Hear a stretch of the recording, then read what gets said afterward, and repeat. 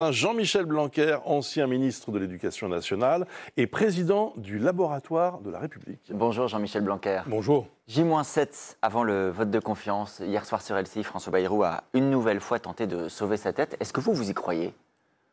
C'est difficile d'y croire, mais en même temps, moi je prône la stabilité. Donc, que ce soit avec ou sans François Bayrou, je pense que la France n'a pas besoin de rentrer dans une nouvelle crise. Il n'y a rien d'enthousiasmant ni dans ce qu'il a dit, ni dans ce qui se présente, mais on est obligé aujourd'hui de raisonner pour le court terme. Je ne parle que du court terme. Il faut parler surtout du long terme ensuite, mais pour le court terme, on est obligé de raisonner en moindre mal. Donc il essaye de passer dans ce qui est vraiment un trou de souris. On verra bien. C'est sûr qu'il y a beaucoup plus de chances qu'il soit battu. Mais la question, c'est surtout la stabilité gouvernementale dans l'intérêt des Français, tout simplement. Vous venez bien dans ce qu'il a dit. Alors, je rappelle les mots. Ça fait plusieurs jours qu'il dit le choix, c'est entre la responsabilité ou le chaos. Alors, hier soir, il y parlait de danger extrême où se joue le destin de la France. Le ministre des Outre-mer, Manuel Valls, ce week-end encore parlait du risque d'un suicide collectif. Est-ce que ce sont les mots qui vous paraissent justes et adaptés ? Est-ce que ça représente réellement la situation ? Alors on peut faire attention aux mots parce que ça ne sert à rien d'ajouter une sorte de déprime supplémentaire à un pays qui est déjà très fragilisé. Et donc peut-être ne faut-il pas utiliser trop de grands mots. Mais ce qui est certain, c'est que la France est devant de très grands défis et que si nous nous mettons comme ça dans des situations d'instabilité régulière, comme c'est le cas en réalité depuis 2022 et a fortiori depuis la dissolution, il y a du danger pour la France, bien sûr. Donc il faut non pas dramatiser pour dramatiser, mais être clair sur le fait que quelque chose d'inquiétant est devant nous et que on peut avoir tous des opinions très diverses. Les miennes sont parfois très critiques vis-à-vis de l'action gouvernementale actuelle. Mais ce qui est très important, c'est de passer le cap, parce que derrière ça, pour donner un exemple concret qui touche les gens, vous aurez une augmentation du loyer de l'argent très rapidement. Ça commence déjà d'ailleurs. Et derrière ça, ça a un impact par exemple sur le taux de crédit. C'est un des exemples très concrets, si vous voulez.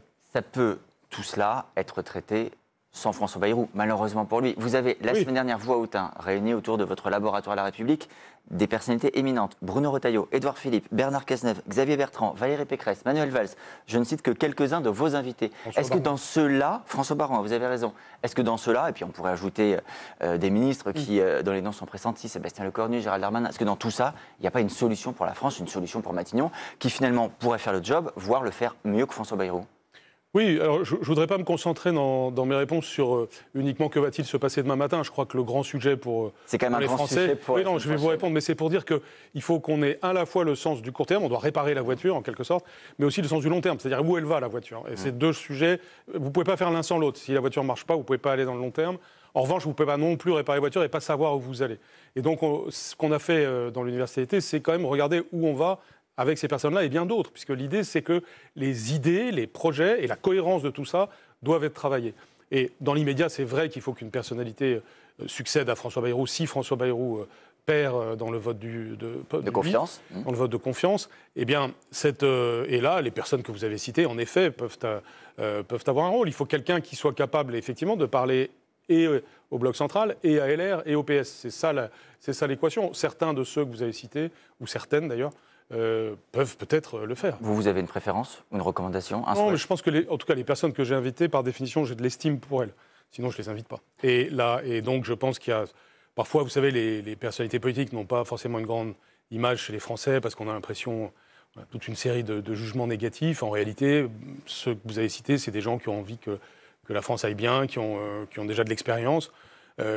Pour donner deux exemples symétriques, Bernard Cazeneuve vient de la gauche, je pense qu'il peut parler à LR. Pour donner un autre exemple symétrique, Xavier Bertrand vient de la droite, il peut parler au PS. Et François Baroin a une expérience aussi très transversale. Donc les personnes existent pour un petit peu calmer et stabiliser le pays. Mais ça peut venir aussi du socle commun, comme avec Sébastien Lecornu. Il se trouve que ces derniers jours, on entend beaucoup dire il faut de la stabilité. S'il n'y a pas de stabilité, ce sera la faute des oppositions. Je vais prendre un exemple dans un domaine que vous connaissez bien, l'éducation. Depuis 2022, il y a eu 6 ministres. Jusqu'ici, un seul changement est de la responsabilité des oppositions, avec l'accent sur tous les autres, sont le fait du chef de l'État et des changements de gouvernement. Les oppositions ont bon dos, non, quand on dit instabilité. Elles ont raison de dire ça, pour le coup. Pour moi, c'est un crève-cœur, ce que vous venez de dire. Le président de la République, il a battu 2 records à la fois. Un record de stabilité de son ministre de l'Éducation avec votre serviteur, 5 ans, ça n'était jamais arrivé dans toute l'histoire de la République, et j'en étais heureux et fier, parce qu'on a besoin de stabilité pour le pays. justement parce que, surtout en matière d'éducation, il faut des lignes droites. Regardez ce que vous avez dit sur le téléphone portable. On a fait une loi en 2018 pour l'interdire au collège, et elle a eu beaucoup d'effets. Puis aujourd'hui, derrière, vous avez une continuité. Je vous donne un deuxième exemple, les savoirs fondamentaux à l'école primaire. On n'entend jamais ce que je vais vous dire maintenant, mais en réalité, il y a un début de progrès à l'école primaire aujourd'hui qui se mesure. Mais c'est lent par définition, ça prend du temps. Vous ne faites pas pousser les arbres en tirant dessus. Vous avez besoin de temps, tout simplement. Et donc, on a besoin de continuité. Et il y a des continuités, d'ailleurs, dans ce qu'a dit Elisabeth Borne, je m'en réjouis. Mais ce qui est très mauvais, en revanche, c'est d'avoir 6 ministres en 3 ans. Ça n'a aucun sens. Alors, les oppositions disent ne nous faites pas la leçon. Avec cet argument, elles ont un peu raison.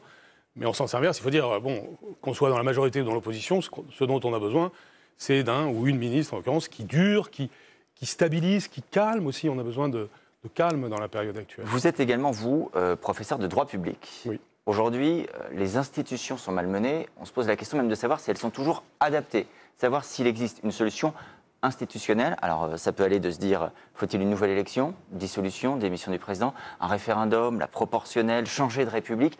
Est-ce qu'il y a, de votre point de vue, une solution institutionnelle à la crise que l'on est en train de vivre ? Les solutions ne sont jamais seulement institutionnelles. C'est vrai que je suis un constitutionnaliste de formation et je suis un professeur depuis 30 ans de ce sujet, donc j'ai beaucoup réfléchi. C'est à ce titre que je ne jette pas les institutions aux orties si facilement, si vous voulez. Pour moi, la Ve République, ça reste un des atouts du pays. C'est d'ailleurs la première fois, ça aussi on ne le dit jamais, en termes de stabilité, dans notre histoire, depuis la Révolution française, que nous avons une constitution qui dure si longtemps. Le précédent record, c'était la Troisième République, et donc c'est précieux. Mais vous trouvez que ça fonctionne aujourd'hui ?